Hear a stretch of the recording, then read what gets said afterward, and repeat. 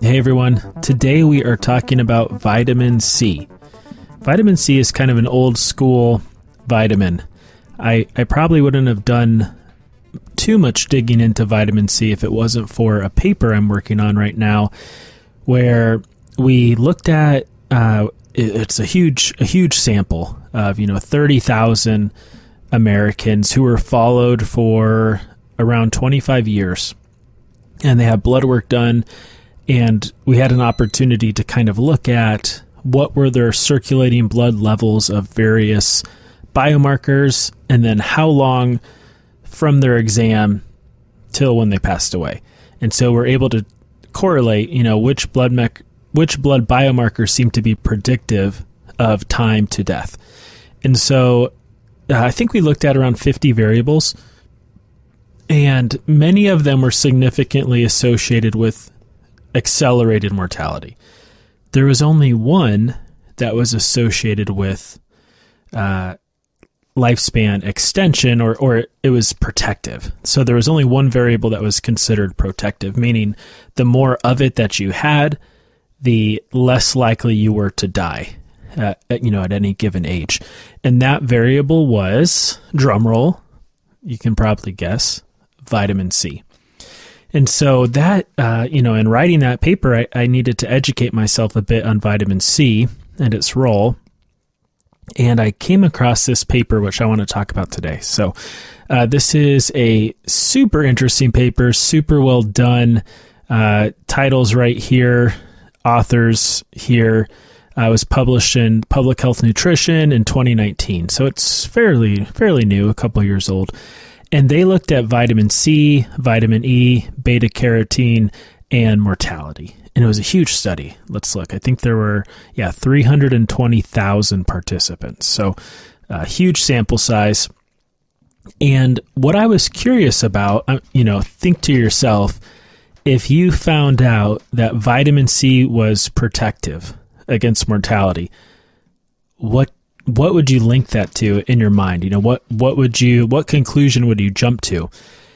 And so there's really two possible options. One is that, vitamin C protects you against mortality and we should be taking, a vitamin C supplement every day. Or, vitamin C is correlated to some other thing that is protective of mortality. And my first thought was diet. There's other studies out there already that show that blood carotenoids, which are a measure of fruit and vegetable intake, extend lifespan.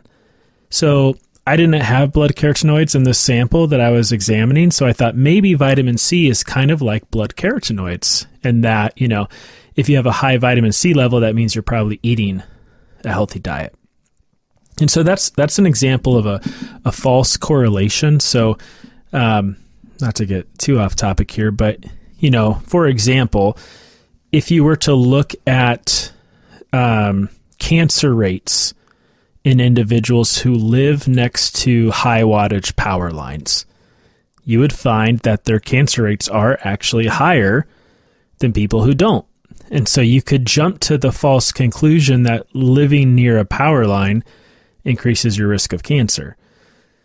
And, there's a lot of people who think that, and it's kind of viewed as a little conspiratorial. And the reason being is that, that study doesn't really tell us anything. It doesn't tell us that living next to a power line means you're more likely to get cancer. It means there's something about the person who lives near a power line that's more likely to get cancer. And probably a big something that explains that could be socioeconomic status. If you tend to buy a house under a high wattage power line, it's typically not, Beverly Hills or what have you. So there's and that's just one example. There could be 100 different things that are, correlated with cancer risk that are also correlated with living under a high wattage power line. It doesn't mean that high wattage power lines cause cancer. So, that's kind of my first thought when I see this vitamin C correlation, is maybe it's a proxy marker for diet. So that's why I loved this study, because it kind of shed some light on that idea. So they looked at the relative risk of cardiovascular disease for the highest versus the lowest category of vitamin C intake. If you were in the highest category of vitamin C intake, you had a 21% less chance of dying than someone who is in the lowest vitamin C intake category. So that's really protective. That's a significant protective variable. If something had a hazard ratio of 1, it means it has no effect on mortality. If it was 1.01, that means that each unit increase has a 1% increased mortality risk. In terms of vitamin C intake, each 1 unit increase has a 21% mortality risk reduction. So that was pretty cool. Compared to vitamin E, which is not as protective at 0.91, or beta-carotene, which is also not as protective at 0.89. That's intake. That's dietary intake. So interestingly, the relative risk for vitamin C circulating concentration. So this has nothing to do with intake. This is what is the actual amount of vitamin C in your blood. And so I knew it would be protective from the study I did, but look at this. It is a 0.6. That's huge. So if you're in the highest category of vitamin C levels in your blood, you have a 40% less likely chance of dying at any given age than someone who's in the lowest concentration. So what does this mean? This, doesn't mean definitively that vitamin C isn't a proxy for some other marker like overall diet quality. But it does kind of point us in the direction that vitamin C itself is independently protective. That vitamin C concentration in your blood reduces mortality risk. So that goes along with what we found in our investigation, and it also shows that for example, if you're in a high vitamin C dietary intake, that means your diet overall, you're eating a lot of fruits and vegetables.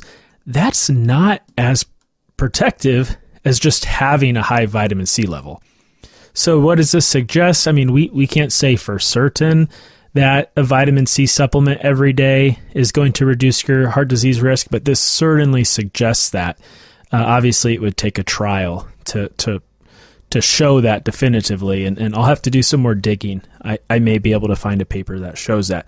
But for now, I think you can be fairly certain that you're not going to do any harm by stocking your pantry with some vitamin C.